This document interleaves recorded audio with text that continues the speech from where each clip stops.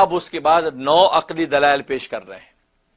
الم نجعل الارض مہادا، اور یہ الزامی انداز میں، کیا نہیں ہم نے زمین کو بچھونا بنایا؟ یہ الزامی انداز میں اللہ اپنی نعمتیں بھی ذکر کر رہے ہیں، اور اس میں دیکھیں اس میں آفاقی ارضی اور سماوی دونوں کی طرح دلائل پیش کر رہے ہیں۔ الم نجعل الارض مہادا، کیا ہم نے زمین کو بچھونا نہیں بنا دیا؟ والجبال اوتادا، اور پہاڑوں کو میخیں بنا دیا۔ وخلقناکم ازواجا، اور ہم نے تمہیں پیدا کر دیا جوڑے جوڑے۔ وجعلنا نومکم سباتا، اور ہم نے بنا دیا تمہاری نیند کو آرام لینے کے لیے، آرام کا ذریعہ بنا دیا۔ وجعلنا اللیل لباسا، کیا ہم نے رات کو لباس نہیں بنا دیا؟ وجعلنا النہار معاشا، کیا ہم نے دن کو جو ہے وہ کمائی کا ذریعہ نہیں بنا دیا؟ وبنینا فوقکم سبعا شدادا، اور ہم نے تمہارے اوپر 7 مضبوط چھتیں تان دیں، ان 7 مضبوط آسمان بنا دیے۔ وجعلنا سراجا وہاجا، اور ہم نے جو ہے وہ ایک چمکتا ہوا چراغ بنا دیا، یعنی سورج بنا دیا جس کی روشنی حرارت سے فائدہ اٹھاتے ہو۔ وانزلنا من المعصرات ماء ثجاجا، اور ہم نے نازل کر دیا نچڑنے والی بدریوں سے پانی کا ریلا، موسلادھار بارشیں ہم نے اتار دی۔ کیوں؟ لنخرج به حبا ونباتا، تاکہ ہم اس کے ذریعے سے اناج اگا دیں، سبزیاں اگا دیں، وجنات الفافا، اور گھنے باغات اگا دیں۔ یہ 9 دلائل اللہ تبارک و تعالی عقلی پیش کر کے بتا دیا کہ قیامت آئے گی۔ کیوں؟ اس لیے بتایا کہ یہ جتنی نعمتیں ذکر کیے ہیں ان تمام کی تمام نعمتوں میں مومنین اور کافرین مشترک ہیں۔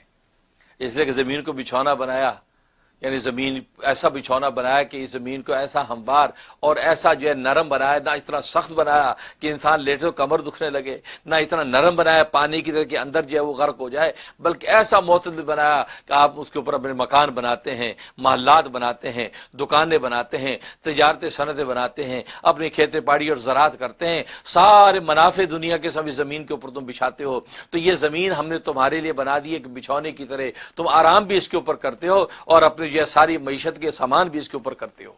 اور اس کرنے میں مومن کافر دونوں برابر ہیں، کسی کا کوئی فرق نہیں۔ یہ نہیں کہ زمین جو ہے وہ اگر مومن کی ہے تو وہ فصل اگنے لگے اور کافر کی ہے بیج ڈالے وہ بیج جل جائے، ایسا نہیں ہے۔ بارش برسے، مومن کی زمین پر بارش برسے، کافر کی زمین پر بارش نہ برسے، ایسا نہیں ہے، بلکہ زمین جس کی ہوگی اللہ کی رحمت جب آئے گی سب پر برسے گی۔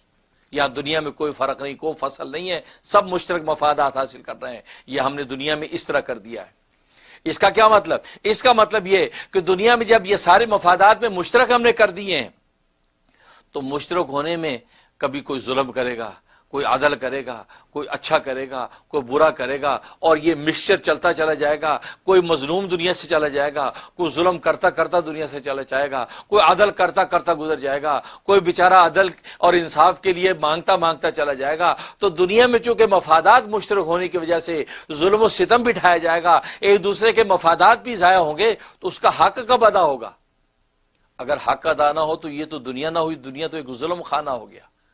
معلوم ہے کہ پھر ایک دن ہونا چاہیے کہ جہاں یہ اشتراک ختم کر کے فرق دونوں کا ظاہر کیا جائے۔ دیکھے تو ظالم تھا، تو دنیا میں ظلم کرتا رہا، اس ظلم کی تجھے یہ سزا ملے گی، اور تو عادل تھا، دنیا میں تو عدل پھیلاتا رہا، تیرے عادل ہونے کی یہ جزا تجھے ملے گی۔ تو ایک دن ہونا ضروری ہے۔ عقلی اعتبار سے ان تمام مفادات کو دیکھنے کے بعد عقل یہ کہتی کہ ایک دن اب ایسا ہونا چاہیے جہاں مفادات مشترک نہ ہوں، بلکہ دنیا کے اندر جو مشترک مفادات کی وجہ سے ایک دوسرے پر جو ظلم زیادتی ہوئی، یہ ایک دوسرے کا نفع جو نقصان ہے، اس کی حقیقت آخرت میں کھولنی چاہیے۔ اور وہ جو کون سا دن ہے؟ وہ قیامت کا دن ہے، وہ اللہ کی عدالت عالیہ ہے۔ وہاں پر اب دونوں چیزوں کو نمایاں کر دیا جائے گا۔ یہ اللہ کے نیک بندے ہیں جو جنتوں کے مستحق ہیں، یہ اللہ کے جو ہے یہ باغی بندے ہیں جو جہنم کی آگ کے اندر ڈالے جائیں گے۔